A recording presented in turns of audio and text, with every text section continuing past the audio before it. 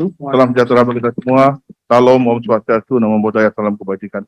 Kita akan segera mulai konferensi pers kita pada siang hari ini terkait dengan informasi ke-6 hasil pengawasan BPOM terkait obat yang tidak menggunakan propilen glikol, polyethylene glikol, sorbitol, dan atau glycerin atau glycerol.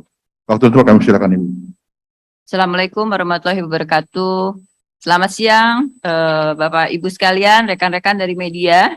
Dan pada kesempatan ini juga kami mendapatkan tamu, Pak Munafrizal Manan dari Wakil Ketua dari Komnas HAM Republik Indonesia. Saya kira kebetulan yang memang hadir di Badan POM untuk berdialog dikaitkan dengan kasus ini, dan kami ajak sekalian, dan terima kasih atas kesediaan.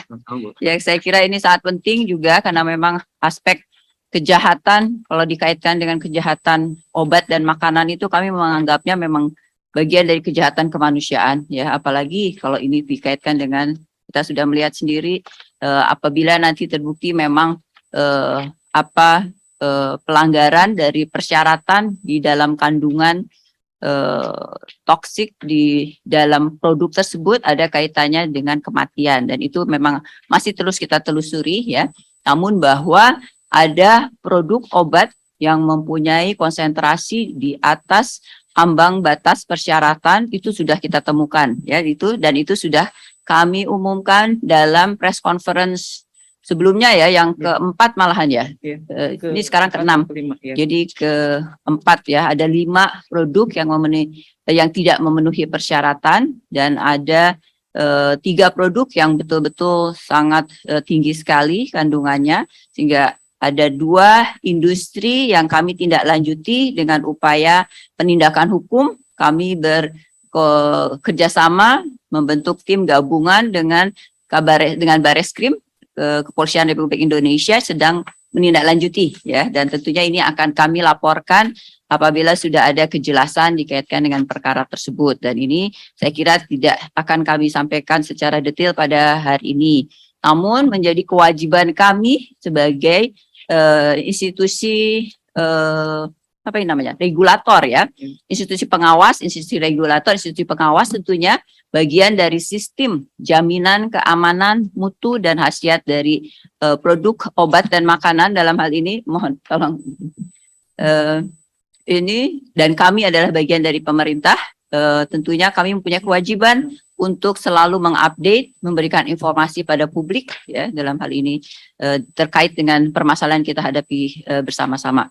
Kembali saya mengingatkan bahwa sistem jaminan keamanan mutu, ya, dan khasiat dari produk obat dan makanan, dan dalam hal ini kita terkait dengan obat, itu adalah sistem yang terdiri dari berbagai pihak, ya. Jadi tidak hanya Badan POM saja.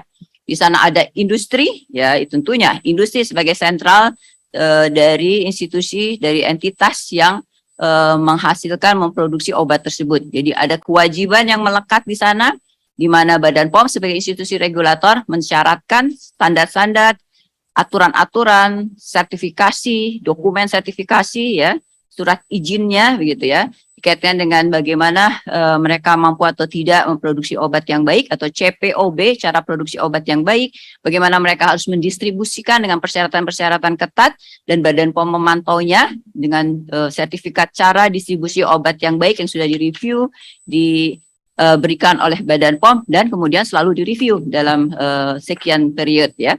Dan kami melakukan juga sampling selain pre-market. Kami melakukan upaya registrasi, dalam proses registrasi, dalam proses setelah mendapatkan sertifikat cara produksi obat yang baik, semacam surat izin, yaitu silakan membuat produksi, tapi persyaratannya sudah kita sepakati bersama, dan kami sudah melihat fasilitas yang memenuhi persyaratan, kita berikan CPOB. Nah, dalam CPOB itulah melekat tanggung jawab akuntabilitas dari industri untuk memproduksi obat yang baik. Kalau dia tidak memenuhi persyaratan tersebut, tentunya ada sanksi, ya.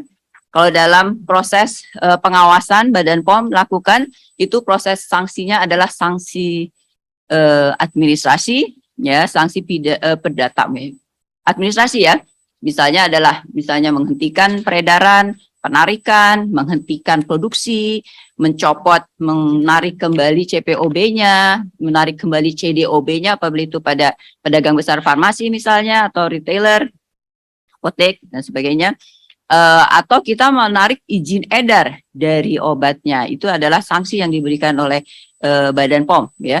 Namun apabila dalam pengawasan tersebut Badan POM menilai ada efek yang sangat besar sekali ya, ada identifikasi bahwa ada kesengajaan, unsur kesengajaan, kami meneruskannya pada Deputian Bidang Penindakan di Badan POM yang akan menjadikan ini sebagai perkara penyidikan yang selanjutnya nanti tentunya jadi perkara penegakan hukum, penindakan atau penegakan hukum. Nah, di dalam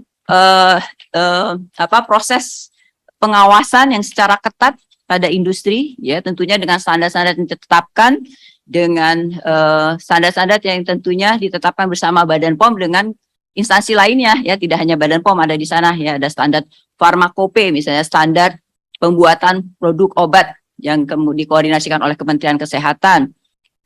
Di dalamnya juga akan menjadi acuan dari Badan POM dalam melakukan pengawasan ya, apabila ada semua standar-standar pembuatan obat, standar-standar tentang bagaimana melakukan pengujian, itu ada di dalam farmakope dan itu dijadikan referensi oleh Badan POM untuk melakukan pengawasan. Artinya Badan POM juga tidak bisa melakukan pengawasan begitu saja ya, tanpa ada persyaratan ya, standar-standar di atasnya yang menjadi acuan. Nah, selain daripada itu juga ya, tadi pengawasan pre-market, pengawasan dalam distribusi, pengawasan post-market juga kami lakukan, yaitu melakukan sampling dan pengujian untuk produk-produk obat untuk meyakinkan bahwa kandungan obat jadi yang didistribusikan dan dikonsumsi oleh masyarakat itu juga sesuai dengan pada saat kita memberikan izin edarnya ya. Nah, pengawasan post-market itu dilakukan dengan melalui sampling, pengujian berbasiskan risiko. Tentunya tidak bisa kita semua obat dilakukan dalam waktu yang sama. Ada sampling berbasiskan risiko dengan rekam jejak industrinya dan sebagainya. Tentunya Badan POM bisa melakukan hal tersebut. Nah, selain daripada itu juga ada aspek lain nih dalam hal menjaga keamanan obat. Ya, ada satu sistem yang disebut dengan pharmacovigilance. Ya, sistem pharmacovigilance yang akan mengatur bagaimana apabila ada kejadian yang tidak diinginkan. Seperti sekarang ini ya, ada kejadian tidak diinginkan yang diindikasikan adalah merupakan suatu efek samping obat ya. Efek samping obat. Ini ada satu sistem yang sudah di-set up oleh Badan POM bersama dengan lintas sektor yang bisa digunakan oleh fasilitas pelayanan kesehatan, tenaga kesehatan untuk melaporkan ke dalam sistem tersebut sehingga Badan POM bisa mendapatkan nama pasien, simptom-simptom, indikasi penyakitnya apa, kemudian obat apa yang dikonsumsi, obat apa yang dimakan di situ. Dan itu dilaporkan langsung harusnya sesuai dengan sistem ini ya ke Badan POM sehingga Badan POM bisa langsung merespon dengan cepat apabila itu kami terima gitu ya. Jadi ada sistem yang namanya pharmacovigilance dan dari situlah nanti kemudian kita bisa menelusur kembali sebab akibat apakah memang satu kejadian kematian itu disebabkan oleh obat ini ya. Dengan penuh rasa prihatin tentunya kami merespon dengan cepat dan menelusur saat ini dengan adanya kejadian kematian dari anak-anak kita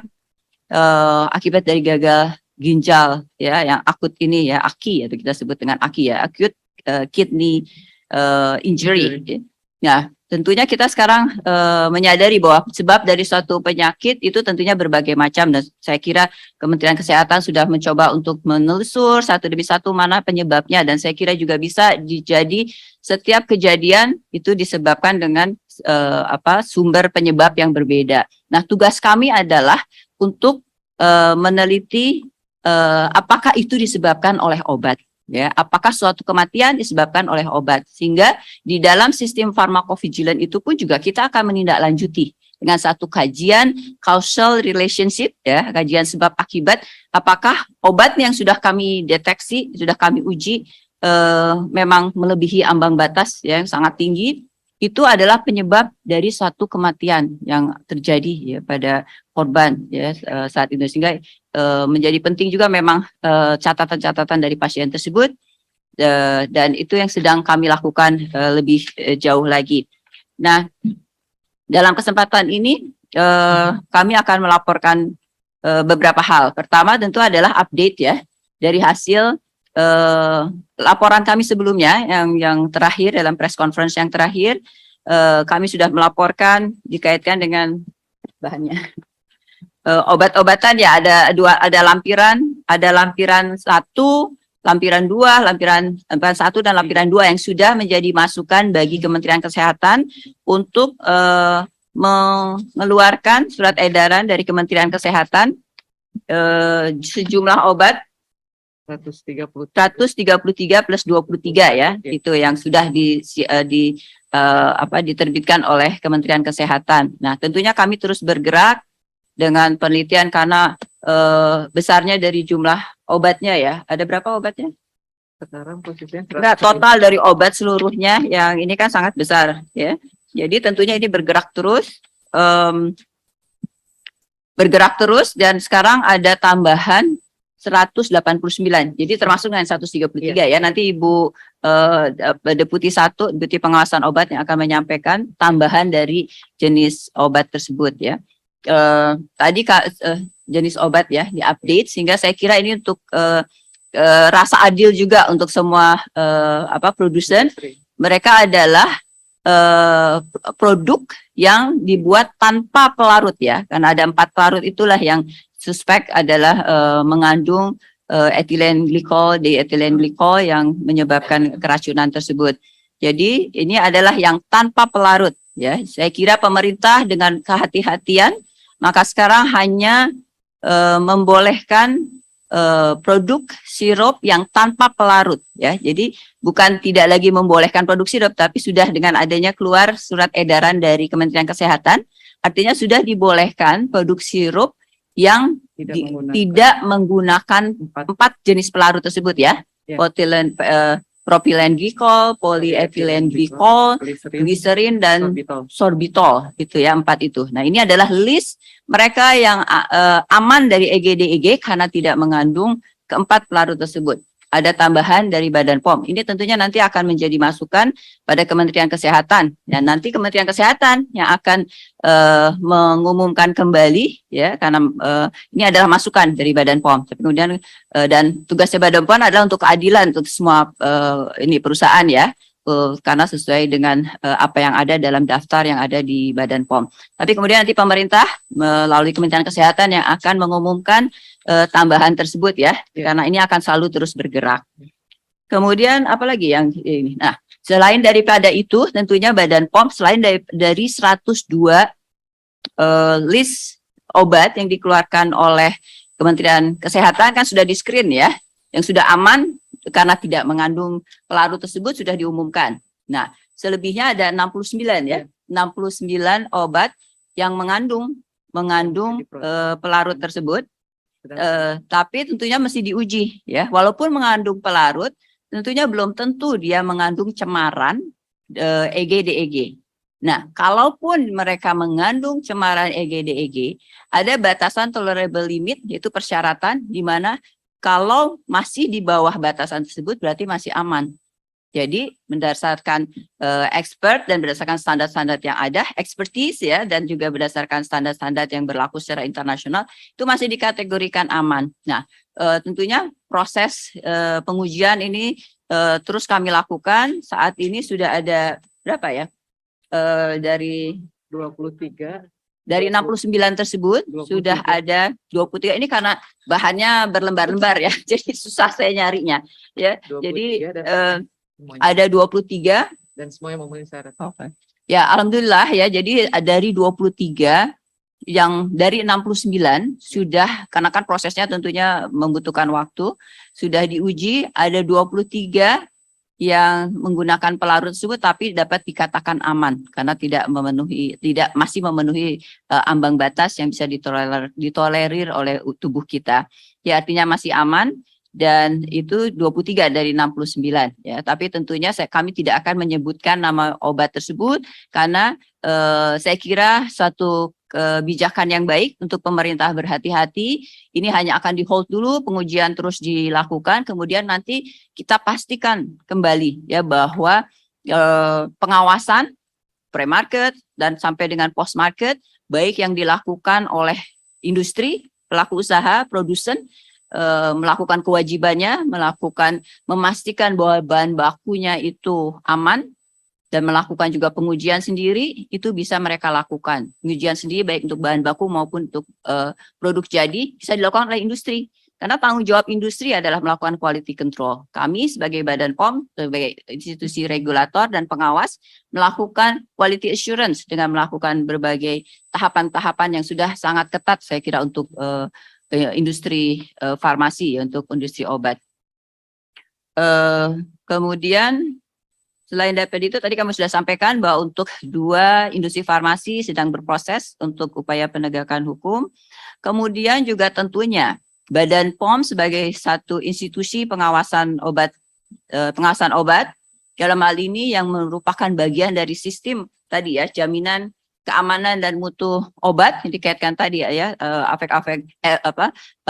terjadi pencegahan terjadinya dampak efek-efek kejadian tidak diinginkan. Ini kita mencermati kembali apa penyebabnya, dan saya biar jelaskannya mungkin pakai ininya ya. Oke. Dan untuk memastikan kejadian ini tidak terulang kembali tentunya ya, sehingga memperkuat jaminan sistem keamanan dan mutu dari obat tersebut. Kami sebagaimana sudah saya sampaikan tadi kan, kami mendeteksi beberapa hal. Satu ya, bahwa kemungkinan besarnya nanti ini masih dalam penelusuran, dan nanti tentunya apabila penelusuran ini sampai dengan ke penyidikan itu sudah selesai, tentunya kami akan mempunyai gambaran yang lebih lengkap dengan pembuktiannya gitu ya, bahwa ada indikasi bahwa konsentrasi yang tinggi di dalam produk jadi, konsentrasi yang tinggi dari pencemar dalam produk jadi ini bisa dimungkinkan sangat kuat adalah dari bahan baku ya, artinya sumber bahan bakunya ya, karena seharusnya ketentuan yang ada tidak dibolehkan adanya EG dan DEG sebagai bahan baku atau bahan tambahan dari proses produksi suatu obat ya. Tapi kalaupun ada di dalam pelarutnya ya, jadi EG dan DEG itu tidak boleh digunakan sebagai pelarut. Tapi yang dibolehkan adalah pelarut potilen glikol dan propilen glikol, PG dan PEG itu dibolehkan, dan sorbitol dan gliserin ya. Tapi mereka bisa mengandung pencemar dengan batasan tadi 0,1%, yaitu dibolehkan di bahan baku ya. Tapi ada indikasi bahwa ada ada apa istilahnya ya, kejahatan ya, ada penggunaan yang salah, ada bahasa hukumnya lah ya, penggunaan yang tidak sesuai dengan syarat yang ada dari bahan baku tersebut. Bisa jadi dari sumber bahan bakunya, bagaimana industri tersebut mendapatkan supplier bahan bakunya ya, bisa jadi ya, salah satu kemungkinan adalah tidak menggunakan PEG EG, malahan menggunakan EG dan DEG-nya. Jadi pencemarnya tersebut malah yang digunakan sebagai pelarutnya, mengingat bahwa begitu tingginya hasil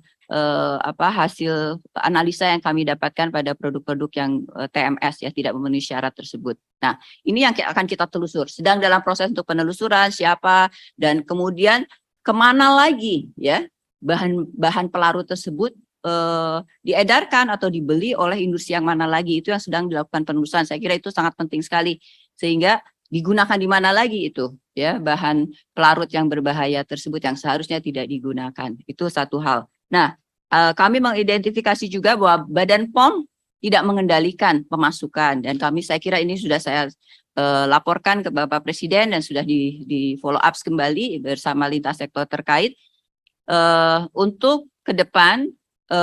Pemasukan dari bahan pelarut ini harus ada dalam SKI-nya Badan POM, sehingga dari awal Badan POM bisa mengawal, bisa mencermati ya, dan mengawasi di awal ya. Kalau sekarang tidak dalam kendali Badan POM karena masuknya secara umum masuk sebagaimana bahan kimia lainnya, padahal bahan baku, bahan tambahan proses produksi itu harus menggunakan rank pharmaceutical grade ya, beda dengan misalnya bahan kimia digunakan untuk mungkin solvent yang sama atau EG DEG itu digunakan untuk misalnya industri bukan industri yang dikonsumsi oleh manusia ya, industri cat misalnya ya, tapi sekarang bisa masuk ke industri farmasi, ya. Padahal kalau harusnya dengan pharmaceutical grade, ya, the grade yang farmasi, jadi pemurnian yang sangat tinggi sehingga cemaran-cemaran ini bisa hilang dari pelarut PG dan PEG, ya. Tapi kalau dia tidak pharmaceutical grade, kita tidak pernah tahu, ya, berapa konsentrasi dari pencemar-pencemar yang ada.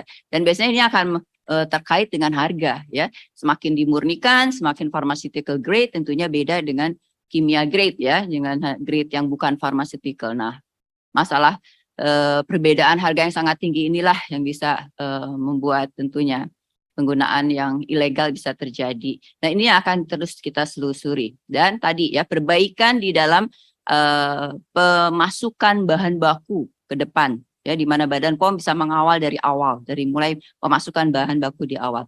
Kedua adalah kewajiban dari industri untuk menegakkan quality control sesuai dengan persyaratan yang ada di dalam CPOB, sertifikat cara produksi obat yang baik, yang sudah diserahkan oleh Badan POM setelah tentunya penelitian yang sangat in-depth sekali, yang sangat ketat sekali. Pada saat menyerahkan cara produksi obat yang baik, di situ ada persyaratan-persyaratan. Ya, misalnya pada saat, misalnya salah satu nih kaitkan dengan bahan baku, ya, industri yang menerima bahan baku dari supplier, mereka harus yakin tentang kualitas dari suppliernya. Bahkan mereka harus mendatangi, inspeksi sendiri, ya, di mana mereka mendapatkan bahan baku untuk meyakinkan tadi aspek kesahihan dari pharmaceutical grade-nya, sehingga pencemar-pencemaran sudah dipastikan tidak ada di obat, ya, dan hal ini berlaku. Sehingga memang pengawasan obat itu sangat-sangat ketat. Tadi, ya, di pre-market, di bahan baku, mulai di bahan-bahan yang masuk, kemudian ada CPOB, dan juga nanti registrasi obatnya setelah jadi pun, obat di registrasi obat itu kita melakukan review terhadap berbagai hal. Nah, yang kedua adalah tadi, ya, belum ada standar secara internasional dikaitkan dengan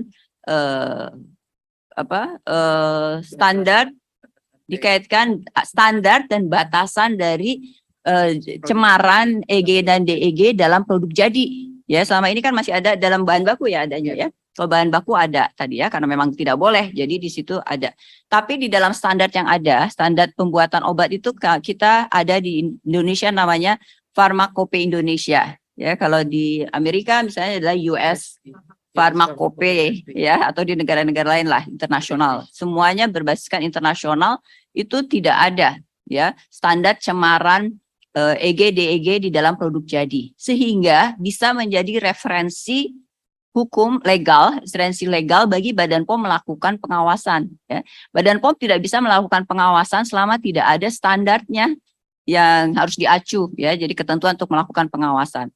Nah, itu yang tidak ada selama ini, sehingga Badan POM tidak bisa melakukan pengawasan. Dan saya kira dimanapun juga, ya, tidak ada yang melakukan pengawasan surveillance, ya, untuk pengawasan produk jadi. Nah, ini dengan adanya pengalaman kita ini, ke depan kami akan meminta Kementerian Kesehatan untuk merevisi dokumen Pharmacope Indonesia, sehingga mencantumkan juga ketentuan tentang cemaran-cemaran, ya, yang kita sudah dapati sekarang perkara dikaitkan dengan EG DEG, ya, dengan adanya temuan beberapa produk yang mengandung cemaran yang sangat tinggi ini. Nah, ini sangat penting sekali perubahan ini, jadi merevisi Pharmacope, sehingga dengan demikian ke depan Badan POM bisa melakukan pengawasan pada cemaran pada produknya. Itu satu hal, ya. Yang ketiga adalah perbaikan yang perlu kita lakukan atau intensitas pengawasan di post market yang bisa kita lakukan ada di dalam sistem pharmacovigilance, ya.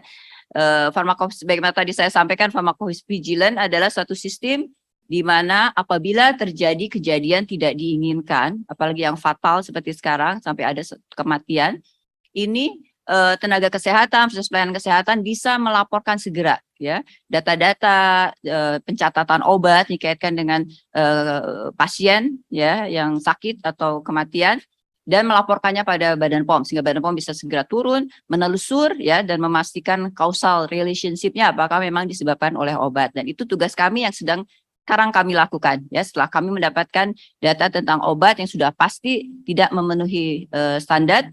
Kira kami sekarang sedang berproses untuk melakukan penelusuran. Nah, ini yang penting adalah record dari data-data tersebut. Sehingga mungkin ke depan kami akan menghimbau para tenaga kesehatan untuk betul-betul menggunakan Meso ini mencatat produk dan pasien, kejadian di pasien. Tentunya ada ini Pak data-datanya yang harus di-provide ya di dalam pharmacovigilance system ini.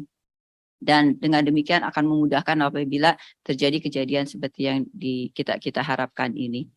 Ada lagi yang disampaikan? Apa ya? Oh nanti ya, silakan tadi daftar itu apabila bisa disampaikan. 198 sekarang tambahannya ya. Sebetulnya Ibu udah sebutkan. Oh ya, Sudah Ibu tapi sebutkan. tapi nanti listnya Ya. disebutkan kan? Diberikan. Diberikan. Listnya saya kira diberikan ya sekarang ya. Tapi ini jangan disampaikan bahwa kami berbeda dengan Kementerian Kesehatan ya. Karena tugasnya Badan POM adalah menyampaikan pada publik demi keadilan untuk semua pelaku usaha ya yang mempunyai produk yang sama dikaitkan dengan kualitasnya. Jadi kami sampaikan, tapi kemudian ini akan menjadi masukan bagi Kementerian Kesehatan untuk membuat surat edaran ya pada masyarakat, pada tenaga kesehatan. Untuk ini adalah produk-produk yang bisa diperjualbelikan, di prescribe ya oleh dokter. Untuk aspek keamanannya setidaknya dari EG dan DG karena tidak menggunakan pelarut tersebut ya. Tapi yang menggunakan pelarut juga banyak yang aman, tapi ini masih belum bisa diumumkan karena pemerintah masih mengambil kebijakan untuk menghold dulu ya. Kita sampai ke situasi lebih membuat kita trust percaya bahwa sistem pengawasan lebih kuat baik di industri, di standar yang ada, di Badan POM sehingga bisa melakukan standar yang ada sehingga Badan POM bisa melakukan pengawasan lebih intensif lagi ya. Itu kita hold dulu itu. Tapi kami terus melakukan pengujian dan syukurnya sampai dengan saat ini dari pengujian yang sudah dilakukan masih belum ada yang melebihi standar tersebut. Coba disampaikan. Baik. Tapi nggak bisa dilihatin juga gitu ya. Tapi nanti Diedarkan nanti. Diedarkan. Ya. Okay. Baik, tes. Terima kasih Ibu Kepala Badan. Kami ingin menambahkan keterangan mengenai list produk yang kita akan rilis, yang sebelumnya termasuk di dalam informasi kelima sudah kami sampaikan sebanyak 133. Ini list produk yang tidak menggunakan 4 pelarut, yaitu propylene glycol, polyethylene glycol, sorbitol, dan juga gliserin. Sehingga dinyatakan aman digunakan sepanjang sesuai dengan ketentuan yang berlaku. Tambahan dari 133 kita tambahkan ada 65 produk yang akan masuk di dalam list ini yang sama juga tidak menggunakan 4 pelarut tersebut. Nah, kami menambahkan 65 ini berdasarkan penelusuran yang kami lakukan dari yang sebelumnya ada beberapa yang sedang berproses untuk renewal atau perpanjangan izin edar dan juga perubahan produk atau perubahan variasi. Nah, ini sudah kami masukkan di dalam list 65. Kemudian ada satu lagi tambahan informasi untuk obat yang berbentuk sirup kering atau dry syrup dan juga cairan oral. Kami perlu sampaikan bahwa produk-produk tersebut memang tidak menggunakan 4 pelarut tersebut. Kita tidak masukkan di dalam listnya, namun kita informasikan bahwa produk tersebut tidak mengandung 4 pelarut tersebut sehingga bisa aman digunakan. Demikian Ibu tambahan dari kami. Okay. Terima kasih. Ya, nanti akan dikeluarkan ya listnya ya. Dan saya kira ini akan berproses terus ya. Akan ada tambahan-tambahan lain karena ada beberapa produk yang tidak mengandung pelarut tapi masih dalam proses ya. Dalam proses mungkin masih ada pengajuan, sedang revisi dan sebagainya. Tapi nanti kalau sudah selesai tentunya akan kita sampaikan ke masyarakat. Saya kira demikian dan saya persilahkan waktu untuk dari Komnas HAM untuk menyampaikan tanggapannya, pengamatannya, perhatiannya. Terima kasih Pak. Ya, terima kasih Bu Kepala BPOM. Selamat siang rekan-rekan jurnalis. Jadi saya perlu menyampaikan dan penyampaian saya ini mungkin tidak perlu terlalu panjang ya. Jadi 3 hari yang lalu kami mengirimkan surat ke BPOM untuk keperluan koordinasi terkait dengan peristiwa yang sekarang banyak mendapat perhatian publik ya, soal gagal ginjal akut yang dialami oleh sejumlah anak-anak Indonesia, kemudian sudah ada korban meninggal dunia. Jadi kami agendakan pertemuannya tadi jam 10 pagi. Komnas HAM menyampaikan beberapa pertanyaan kepada BPOM, ya, mulai dari soal apa penyebab pasti yang kemudian menimbulkan korban anak meninggal yang jumlahnya sekarang kalau sampai 24 Oktober kami mendapat update informasinya 143. Nggak tahu per hari ini sudah berapa ya. Nah, kemudian juga soal pertanyaan apa hal-hal yang sudah dilakukan oleh BPOM, ya, soal pengujian, soal pengawasan, dan juga kemudian soal untuk memastikan jangan sampai terjadi keberulangan di masa yang akan datang. Jadi tadi kami sudah mendengar penjelasan dari Kepala BPOM terkait pertanyaan-pertanyaan tersebut, dan juga beberapa hal tadi sudah disampaikan juga langsung kepada teman-teman jurnalis, ya. Dari perspektif Komnas HAM, kami sangat memprihatinkan dan menyesalkan terjadinya peristiwa ini yang merenggut korban anak-anak. Dalam kondisi perang saja, anak-anak itu adalah yang perlu dilindungi, ya, dalam kondisi perang, apalagi dalam kondisi normal. Nah, ini kami ingin memastikan dari perspektif hak asasi manusia agar kepentingan anak-anak ini perlu untuk sangat-sangat diperhatikan. Karena ini menyangkut dari perspektif HAM soal hak hidup, ya, hak kesehatan, hak jaminan sosial. Nah, kami sependapat apa yang disampaikan oleh Bapak Presiden bahwa ini masalah yang besar, jangan dianggap sepele. Oleh karena itulah maka tindakan-tindakan urgent, ya, responsif harus segera dilakukan. Pertama, dalam perspektif Komnas HAM harus diupayakan semaksimal mungkin jangan sampai bertambah lagi korban yang meninggal dunia. Ini yang penting, ya. Oleh karena itulah maka apa yang menjadi penyebab pasti meninggalnya anak-anak tersebut ini harus ditemukan, ya, sehingga kita bisa mengatasinya, ya. Nah, kemudian juga yang tidak kalah penting kami mendorong, karena ini peristiwa yang bisa disebut sebagai kejadian luar biasa, harus ada yang bertanggung jawab atas peristiwa ini. Jadi kami mendukung dan mendorong pihak-pihak yang memenuhi unsur pertanggungjawaban pidana agar dituntut pertanggungjawabannya, ya. Nah, kemudian juga kami sependapat juga apa yang disampaikan oleh Bapak Presiden terkait kepentingan korban dan keluarganya, terutama yang sekarang masih dirawat di rumah sakit, agar digratiskan. Jadi ini saya kira perlu dilakukan, walaupun kami tahu ini kalau ranahnya bukan BPOM, ya, tapi pemerintah dalam konteks yang lebih luas. Ya. Nah, kemudian juga yang tidak kalah pentingnya adalah bagaimana kebijakan pemerintah terhadap korban yang sudah meninggal dunia tersebut. Ya, apakah ada kebijakan untuk memberikan katakanlah santunan, kerohiman kepada mereka, ya, karena ini peristiwa yang tidak dikehendaki.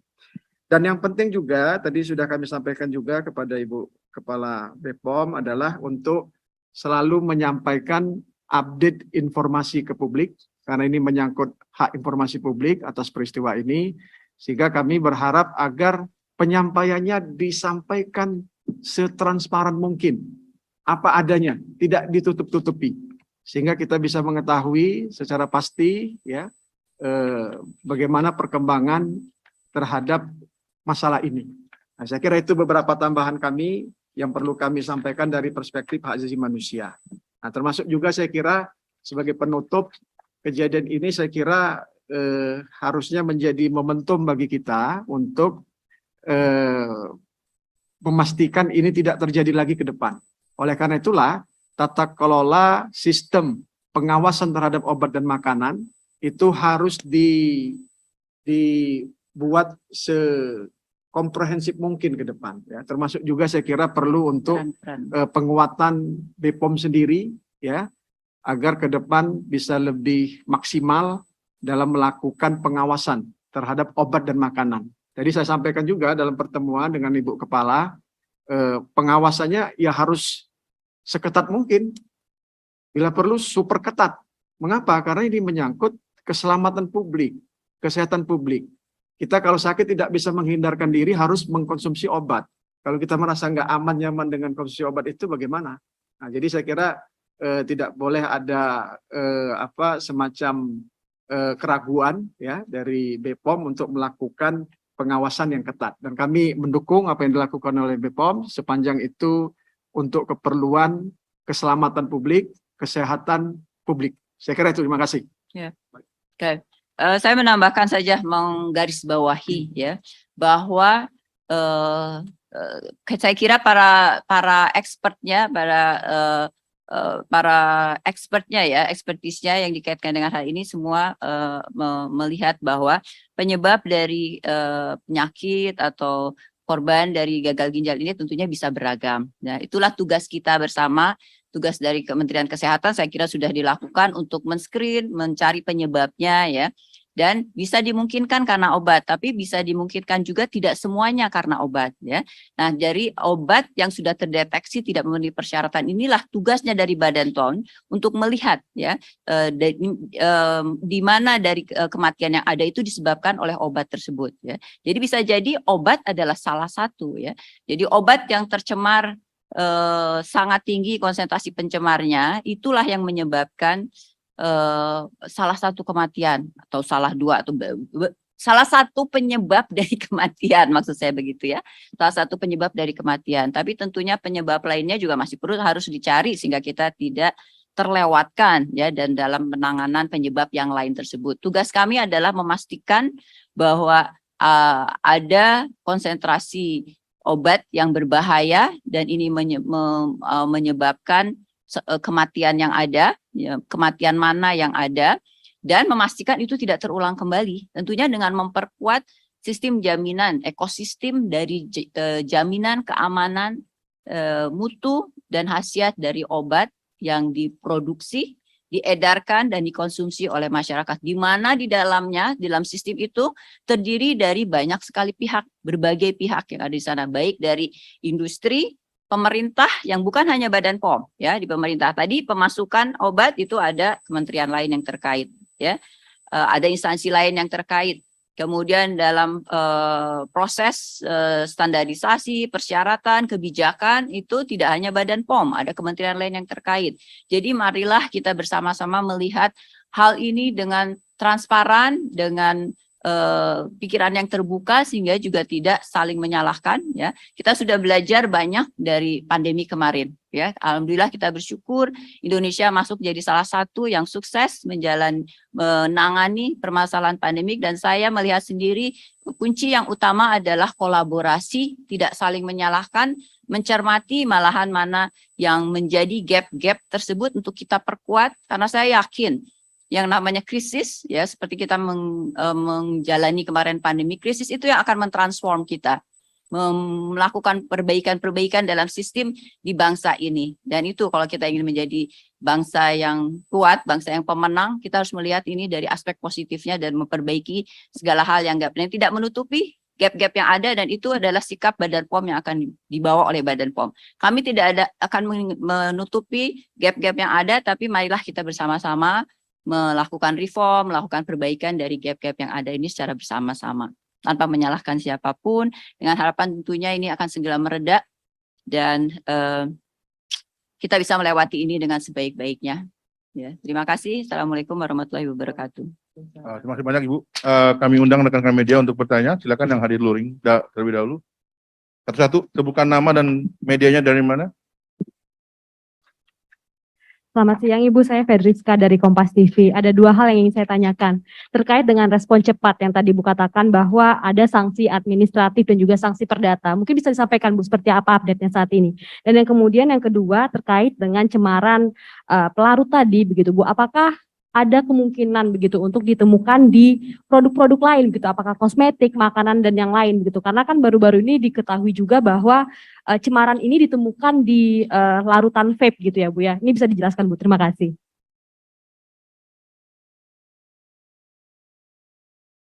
Langsung saya jawab aja ya. Iya, sanksi administrasi yang kami lakukan ya.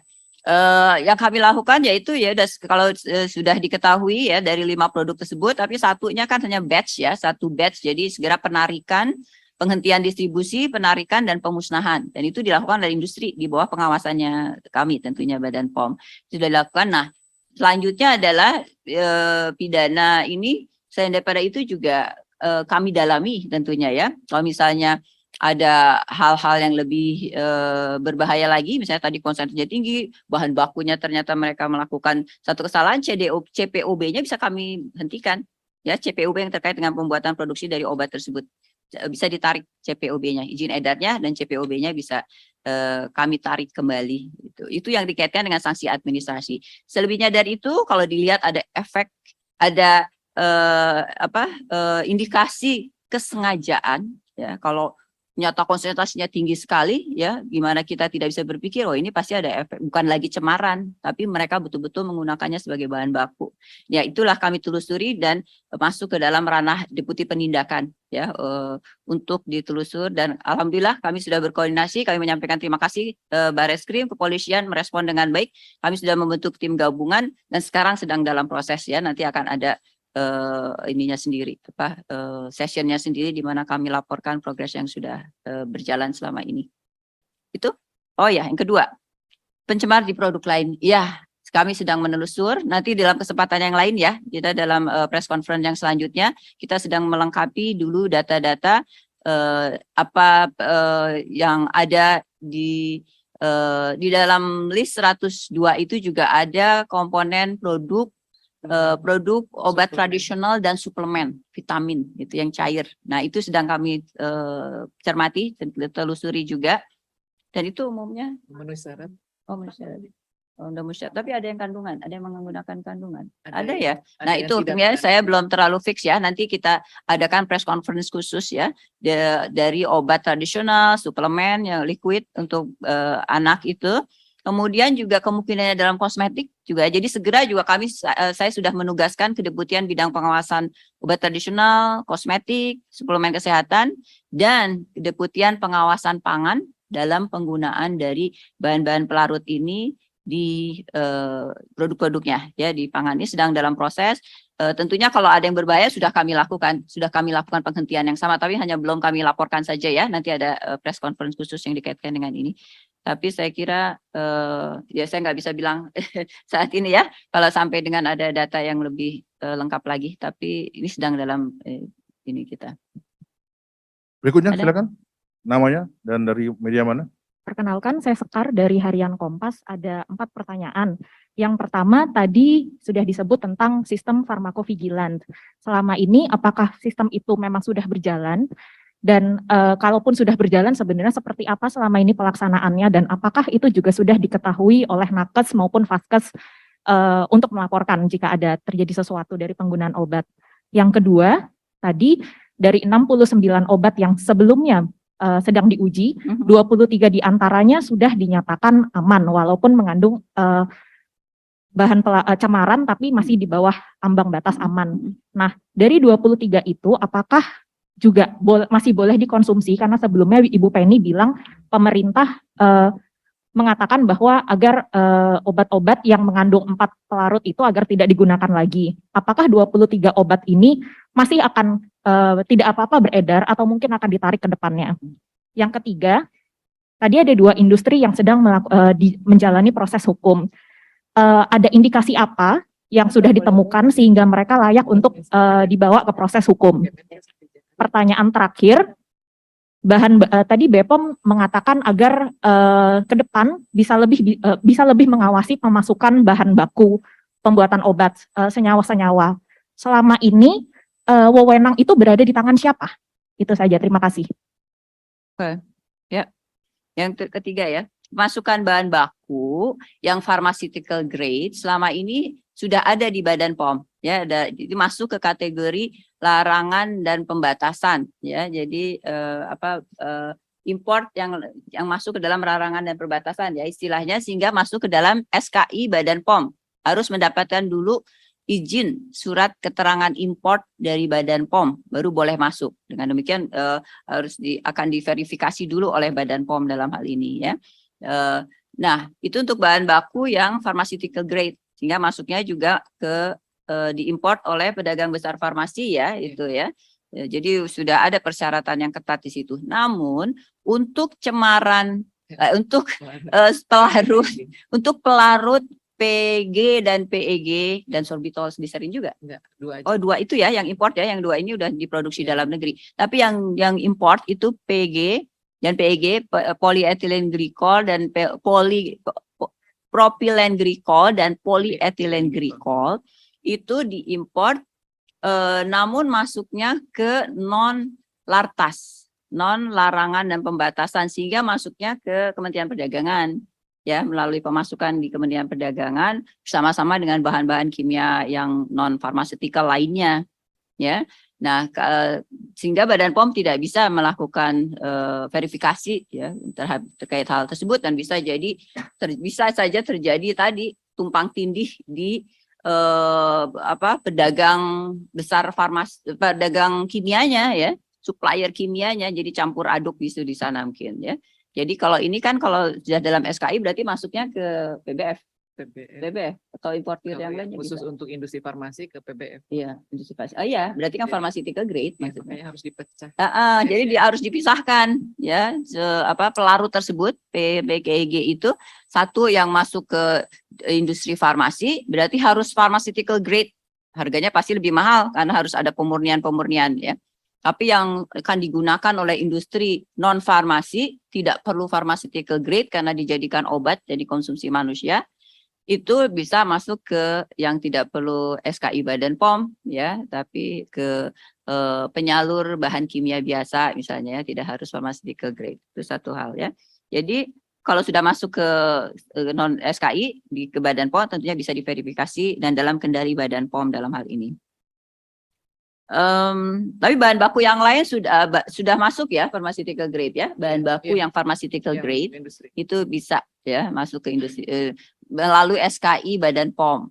Hanya ini solvent ini belum, salah satu, mungkin ada juga yang lain mungkin ya. Atau Mungkin ini ada. mungkin yang kita belum tahu. Tapi yang ini pelarut ini demikian, belum melalui Badan POM.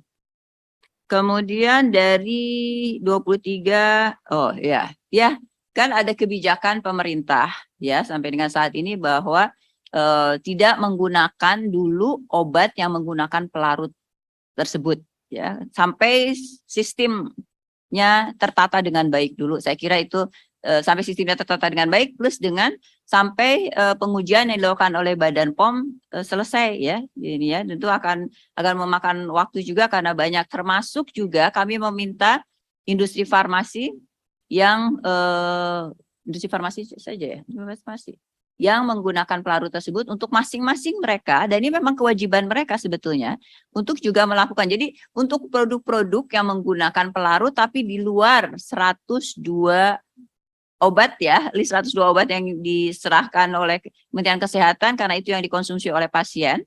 Nah, untuk produsen industri yang punya obat yang lain tapi menggunakan pelarut tersebut untuk segera melakukan sendiri. Ya kalau enggak nanti kami Badan POM akan melakukan, tapi biar percepatan juga industri farmasinya melakukan sendiri pemeriksaan dan menyerahkan pada Badan POM. Ya, saya kira sudah ada beberapa industri farmasi besar yang mampu untuk melakukan pemeriksaan sendiri dan sudah menyerahkan ke kami sehingga bisa jadi data kami mana saja yang tidak memenuhi persyaratan, dan itu harus segera kita lakukan tadi ya, proses-proses selanjutnya untuk tindak lanjut hasil pengawasan dengan sanksi, dengan langkah-langkah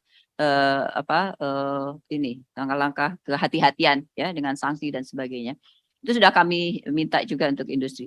Jadi saya kira memang belum bisa dikonsumsi ya yang mengandung bahan pelarut tersebut. Saya kira pemerintah melakukannya untuk unsur kehati-hatian untuk saat ini. Tapi kan tadi sudah cukup banyak, ada 198 ya yang tidak mengandung pelarut, dan mudah-mudahan itu bisa menjadi substitute ya dari produk yang obat yang dibutuhkan. Pharmacovigilance.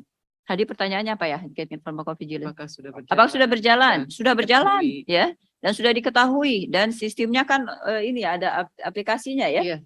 Ada aplikasinya, Badan POM selalu melakukan sosialisasi pada para tenaga kesehatan, hanya penggunaannya masih kurang. Dan itu yang kami himbau ke depan ini, dengan adanya peristiwa ini, kami menghimbau untuk para tenaga kesehatan pada sistem pelayanan kesehatan yang ada di rumah sakit, di klinik-klinik untuk memperhatikan dan melakukan farmakovigilan ini. Artinya adalah pencatatan obat dari setiap pasien itu betul-betul dilakukan.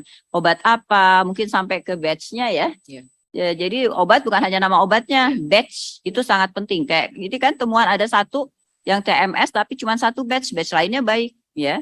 Itu dimungkinkan. Nah, batch itu yang akan kita musnahkan, kita tarik dan kita musnahkan. Jadi sampai ke nomor batch-nya dicatat. Saya kira kalau di luar negeri seperti itu ya.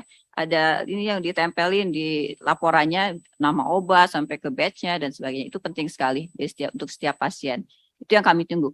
Nah, di dalam peristiwa ini kami hanya menerima 3 laporan ya sampai dengan 25 Oktober hanya diterima 3 laporan ya. Jadi pada saat kami merespon peristiwa informasi pada tanggal 5 Oktober tersebut, pada saat kami bergerak susah sekali untuk mendapatkan data sehingga kami bisa melakukan penelusuran. Butuhkan waktu agak lama sampai akhirnya kami melakukan sendiri kriteria sampling yang meluas ya waktu itu. Akhirnya meluas walaupun akhirnya keluar 133 itu ya yang aman.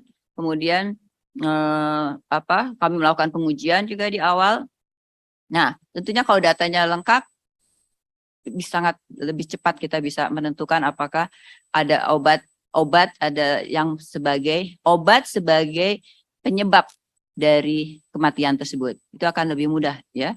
Jadi sampai saat ini tentunya penyebab dari kejadian luar biasa ya, tidak masuk kategori luar biasa mungkinnya, kejadian yang banyak dari insiden kematian ini belum bisa disimpulkan bahwa disebabkan oleh obat ya. Bahkan yang di Gambia juga kan memang teridentifikasi ada kaitannya dengan obat yang mengandung pencemar, dan itu adalah masukan yang sangat penting untuk Badan POM bergerak ya, Kementerian Kesehatan dan Badan POM untuk bergerak kemudian menelusur dikaitkan dengan produk-produk obat yang mengandung cemaran tersebut. Tapi causal relationship-nya terhadap semua peristiwa kematian itu kaitannya dengan obat, saya kira belum bisa disimpulkan demikian ya. Karena jangan sampai kita menyimpulkan dengan tiba-tiba sehingga kita terlewat hal-hal yang penting lainnya gitu ya, hanya menyalahkan pada obat, tapi hal-hal yang penting lainnya tidak kita explore lebih jauh lagi. Jadi mungkin ini perlu kehati-hatian kita bersama. Dan ya demikian ya tadi terkait dengan farmakovigilance. Oh, yang proses hukum. Iya, yang proses hukum kami lanjutkan ke proses hukum karena didapati konsentrasi dari pencemar di dalam produknya sangat-sangat tinggi. Dan bahan baku. Jadi bukan hanya di produk, tapi juga di bahan bakunya sangat-sangat tinggi. Ya, kecurigaan kita malah karena di bahan bakunya yang sangat tinggi ya di bahan bakunya. Jauh lebih tinggi di bahan baku. Artinya itu bukan lagi pelarut PEG. Bisa jadi itu adalah sudah si EDG dan EG itu ya sebagai pelarut ya. Dan itu yang menjadikan kecurigaan kita ada unsur kesengajaan sehingga masuk ke ranah pidana. Tapi itu ditelusur lebih jauh lagi ya. Nanti ada laporan khusus. Oke. Terakhir, Metro TV silakan. Selamat siang Bu, saya Bianca dari Metro TV ingin menanyakan untuk terkait komunitas pasien cuci darah yang menyoroti di mana kinerja dari BPOM sendiri untuk kira-kira tanggung jawabnya seperti apa Bu untuk kinerja dari kasus gagal ginjal ini, serta apa yang akan dilakukan ke depannya seperti itu. Dan yang kedua ingin menanyakan untuk mekanisme kerjanya sendiri dalam memeriksa kandungan, komposisi dan izin ini akan seperti apa Bu? Itu yang ingin saya tanyakan. Metodologi pemeriksaan. Ya. Ya. Yang pertama apa sih pertanyaannya? Ini Bu, terkait untuk dari komunitas pasien cuci darah. Itu kan mereka menyoroti ya Bu ya, kinerja dari BPOM yang dinilai gagal seperti itu. Kira-kira ini bagaimana dari BPOM sendiri untuk bertanggung jawab terhadap kasus ini? Seperti itu yang saya ingin tanyakan. Saya jawab dulu deh itu yang pertama. Kelihatannya ya nggak tahu lah ya. Ini kaitannya dengan apa yang saya jelaskan selama ini. Yang saya jelaskan dalam press conference ini ya. Dikaitkan dengan tanggung jawab Badan POM. Tadi kan saya sudah menyampaikan bahwa sistem jaminan keamanan mutu dari obat itu bukan hanya Badan POM saja ya, tapi ada industri apalagi ya. Industri apalagi ya dia yang memproduksi ya, yang punya kewajiban untuk quality control mulai dari bahan baku masuk ya, kemudian dalam pembuatan produksinya itu quality control, quality assurance itu ada di industri. Ya, kalau mereka tidak melakukan, ya mereka harus menanggung tanggung jawab tersebut. Ya. Nah, Badan POM melakukan pengawasan, menetapkan standar untuk melakukan pengawasan dan melakukan pengawasan, mereview dan sebagainya dimulai pre-market, post-market kita lakukan dan juga sampai men-setup pharmacovigilance. Jadi Badan POM sudah membangun sistem yang kuat. Kami sudah melakukan pengawasan yang sangat ketat kalau untuk obat ini. Sangat ketat dibandingkan kosmetik, pangan, itu beda cara pengawasannya dibandingkan obat. Sangat ketat sekali ya. Dan kalau terlalu ketat pada teriak-teriak tuh industri juga. Ya pasti industri sudah mengatakan bahwa kita sangat ketat. Dan memang begitu ya. Nah sekarang tanggung jawabnya ada di produsen juga tadi ya, pemasukan bahan baku, penggunaan bahan baku yang memenuhi pharmaceutical grade ya. Dan jadi pada saat dalam hal ini sekarang kita meminta pertanggungjawaban dari produsen produk obat yang ternyata mengandung pencemar yang sangat tinggi itu. Nah, inilah kemudian kita mengapa kalau pengawasan, kalau pembinaan, kalau melalui Badan POM memberikan sanksi administrasi tadi, bisa melakukan penarikan, pemusnahan, pencabutan lagi CPOB, CDOB, izin edar gitu ya. Plus dengan kemudian kalau ada indikasi kesengajaan, pemidanaan, itulah tanggungan jawabnya dari industri sebagai produsen. Ya. Badan POM sudah melakukan segala hal. Kemudian kami indikasi juga di mana titik-titik yang belum ada dalam kendali Badan POM. Yang dalam belum ada kendali tadi sudah disampaikan kan, pemasukan bahan baku karena itu sangat penting sekali. Ya. Ternyata yang masuk adalah bahan baku yang non-pharmaceutical. Dan kami tidak punya kendali karena masuknya tidak melalui SKI Badan POM. Ini ketahuan nih satu ini ya. Ke depan mungkin kita akan mencermati lagi apalagi nih yang sebetulnya harusnya ada kaitannya dengan penggunaan dalam proses produksi farmasi dan tapi tidak ada dalam kendali Badan POM. Itu akan jadi perketatan. Jadi ke depan memang akan lebih intensif lagi dan kewajiban dari industri produsen dalam mencermati quality control dari bahan baku ini juga akan lebih kita perketat lagi. Ya mungkin akan menjerit ya industri ya, tapi itu harus kami lakukan ya. Karena trust tidak bisa hanya diberikan saja, tapi juga harus ada inspeksi-inspeksi yang dibuktikan kembali ke Badan POM. Terus kemudian tadi kan standar juga itu harus diperkuat ya. Jadi jangan minta tanggung jawab pada Badan POM, karena Badan POM sudah melakukan tugasnya dengan sebaik-baiknya dalam kendala sumber daya manusia dan sumber daya lainnya yang ada ya.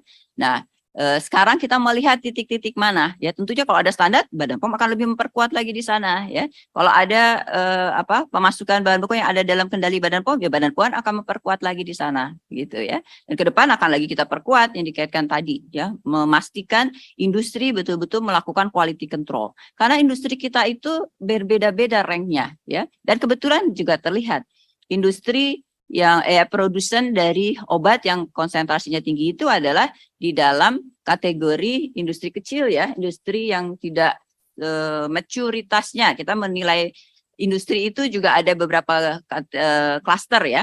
Ada yang maturitasnya sudah tinggi, artinya dia memang kemampuannya untuk quality controlnya sudah baik, Badan POM tinggal mereview gitu ya.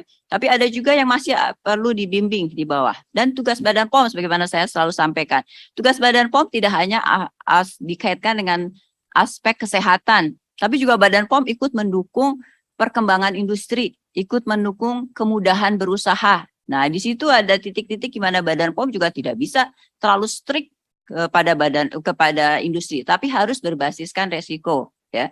Nah, mungkin kita lihat mana yang sudah mature, yang sudah bisa berdiri sendiri ya kita lepas, kita kasih. Tapi untuk yang masih lemah ya, yang masih kecil, masih lemah, kemampuan quality controlnya masih belum baik, dari situ kita lebih intensif lagi akan melakukan pengawasan. Ya, ke depan saya kira itu yang akan kita perkuat. Terima kasih banyak Bu atas jawabannya. Apalagi yang belum dijawab ya? Oh, mekanisme metodologi ya? Bisa ada yang jawab. sampling dan pengujian menggunakan kromatografi dan sebagainya, silakan ahlinya deh yang menjawab. Silakan Mbak Asti mungkin. Nanti saya menjawab seperti saya dulu mahasiswa ya. Lupa. Siapa ya? Enggak, penanya berikutnya katanya. Oh, oke. Nanti dijelasin Ya. metodologinya. Terakhir ya. Yang jelas adalah juga kita harus menciptakan metodologi baru karena Terakhir tidak ya. ada standar ya. Pada saat ini kita tidak ada ketentuan untuk mengharuskan Badan POM melakukan pengawasan dan pengujian untuk produk kan, ya, sehingga kita baru melakukan sekarang saat ada kejadian. Nah, dari situ Badan POM harus juga menciptakan sendiri metodologinya, bukan menciptakan ya, tentunya mengembangkan ya dari standar-standar pengujian yang ada. Terakhir, ada dari mana? Ya Bu, saya Nure dari Warta Kota. Saya mau tanya, tadi kan udah disampaikan juga bahwasannya BPOM itu melakukan quality control gitu sebelum obat itu diterbitkan gitu. Industri, Di publik diedarkan Industri. gitu. Oh, Lalu industri mungkin. oh iya betul. Ya. Lalu ini kemarin saya sempat menanyakan sama beberapa warga gitu, termasuk juga orang tua yang diduga memang anaknya itu meninggal akibat gagal ginjal. Ini kan obat sudah lama Bu, dari zaman kapan gitu kan? Mengapa baru sekarang ketahuannya? Apakah memang ada formula yang berganti gitu di industri obat itu sendiri atau bagaimana? Apakah kecolongan atau bagaimana? Lalu pertanyaan yang kedua adalah BPOM ini kan baru saja disomasi oleh komunitas konsumen Indonesia. Nah, mereka menilai bahwa bahwasannya BPOM ini lalai dalam pengawasan obat atau dalam tanda kutip kecolongan temuan DEG dan juga EG. KAKI kemudian meminta BPOM meminta maaf kepada masyarakat. Apakah respon BPOM soal somasi ini? Lalu Bu, ini perwakilan juga dari yang lain.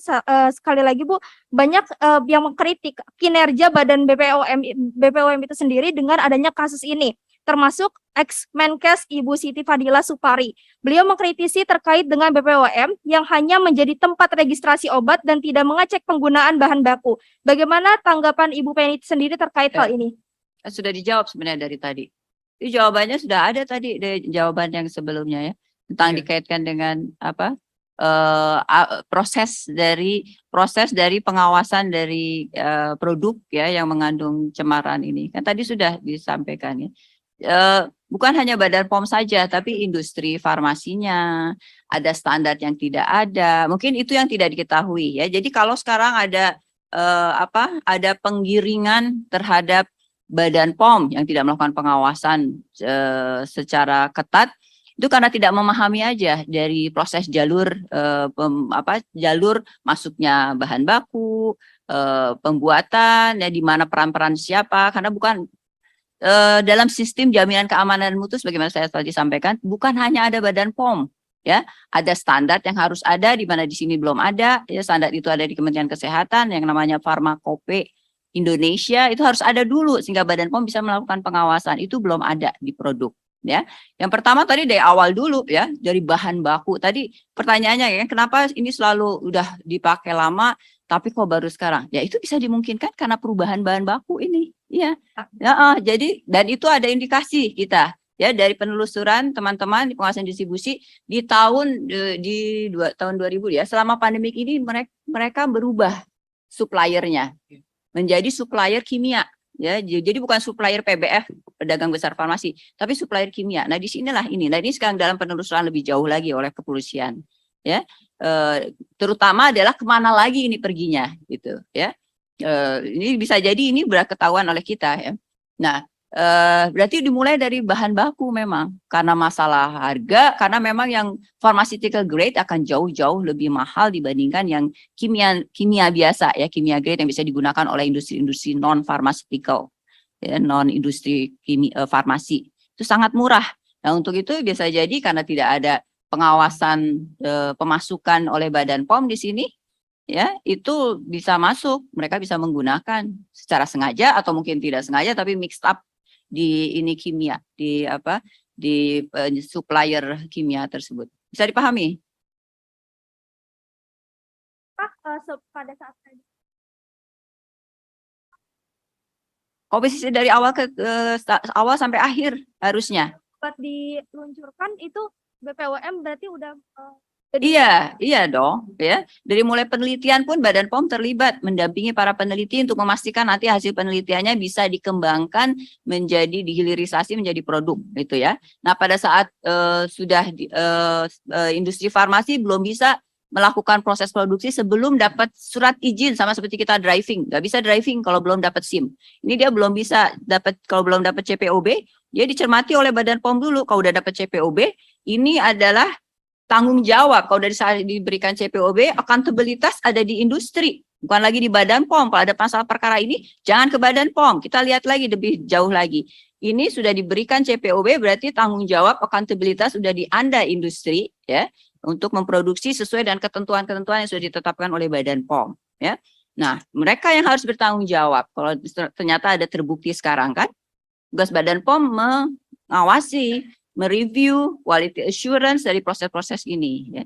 Dan ada satu titik yang kita temui terkait dengan ini perkara yang kita dapatkan ini, ya, kandungan EGD-EG yang besar dari produk tersebut, itulah satu, ya. Dan yang utama adalah bahan baku dulu, ya. Bahan bakunya masuk tanpa, bukan kendali Badan POM. Bukan karena Badan POM yang mau nggak mengendalikan, bukan.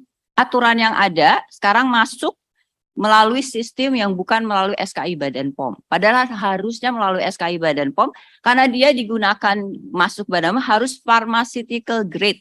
Kalau mau dijadikan bahan baku, bahan tambahan untuk proses produksi obat, itu harus pharmaceutical grade. Karena masuk banyak sekali solvent tersebut, PEG, tapi dalam bentuk yang bukan pharmaceutical grade, ya, hanya kimia grade biasa, bahan kimia yang akan untuk industri cat, industri apa.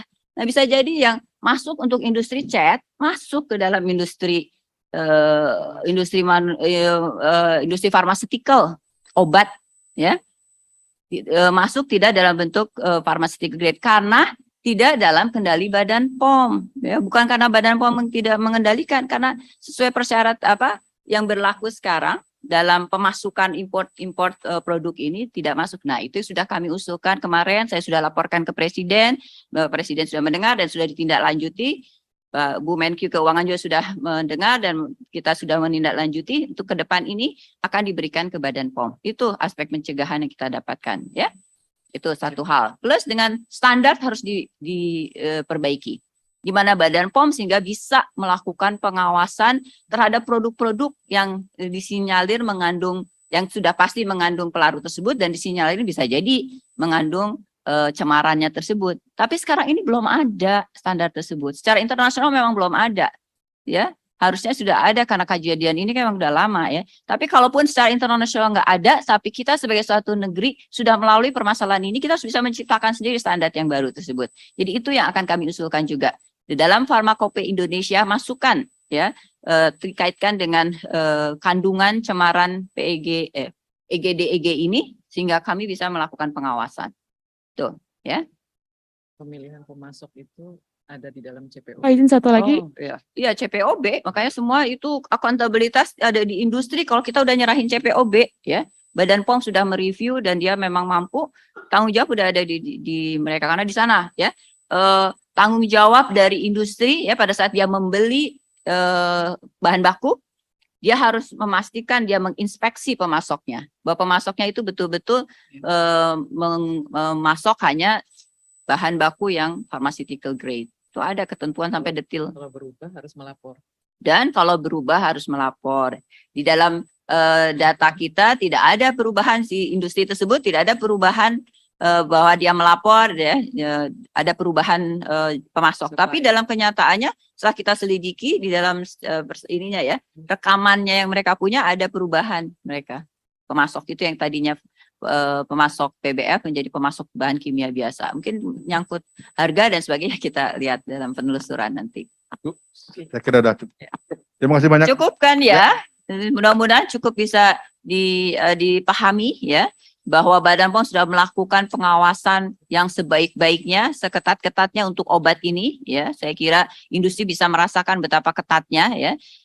Tapi tentunya juga kita tidak bisa mengindahkan bahwa Badan POM juga mempunyai fungsi untuk membantu dunia industri, ya, untuk pengembangan dunia industri, ya, obat dan makanan dalam hal ini, dan membinanya tentunya untuk hal-hal yang masih kurang akan terus kita perkuat untuk masing-masing, terutama di dunia industri, dan tentunya menegakkan aturan-aturan yang ada dengan memberikan sanksi apabila ada pelanggaran, sanksi-sanksi perdata dan pidana dalam hal ini kalau terkait ada persyaratan yang memang tidak dipenuhi. Demikian, terima kasih. Assalamualaikum warahmatullahi wabarakatuh. Terima kasih banyak.